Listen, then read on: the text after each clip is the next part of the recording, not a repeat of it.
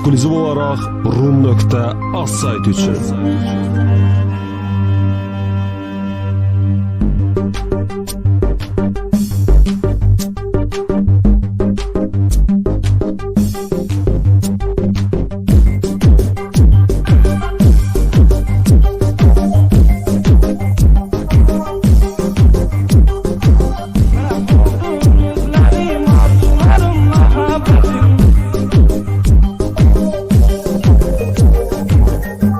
Orhan Production. Oldun özlerim, arzularım, muhabbetim. Ben seni sanırcani özcede başkasını sevir. Senin de benim kimi kaldır ey niyetin. Ben seni sanırcani özcede başkasını sevir.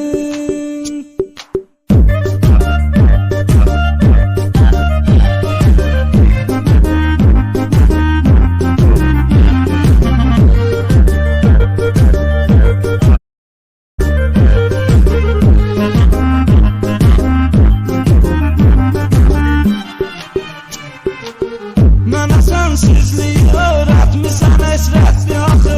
Səni sevmək mənə bu sevməyi öğretdi axı. Bu nə tür sevgidir, istəydi məhəbbətdi axı. Mən səni sən özgəni özgədə başqasını sevdim. Məhv oldun özlərim, arzularım, məhəbbətim. Mən səni sən özgəni özgədə başqasını sevir. Sənin də mənim kimi qaldır niyetin. Ben seni sen özgəni özgədə başqasını sevdim.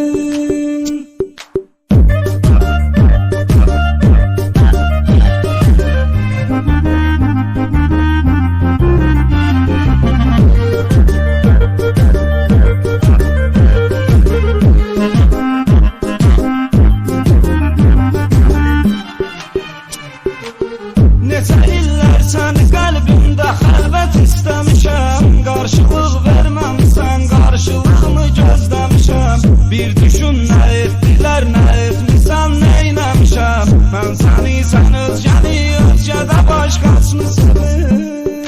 rum.az. Məhv oldun özlərim, arzularım, məhəbbətim. Mən səni sən özgəni özgədə başqasını sevir.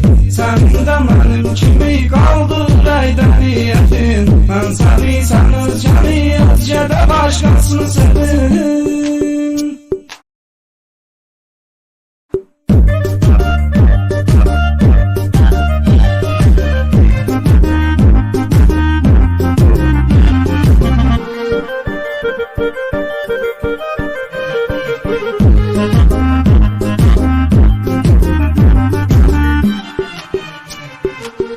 Bu işin çarəsiz olmağını sevəndən bilirəm. Yenə də saadətmi həyatda səndən bilirəm. Düşünmə xəbərsizəm, gizlə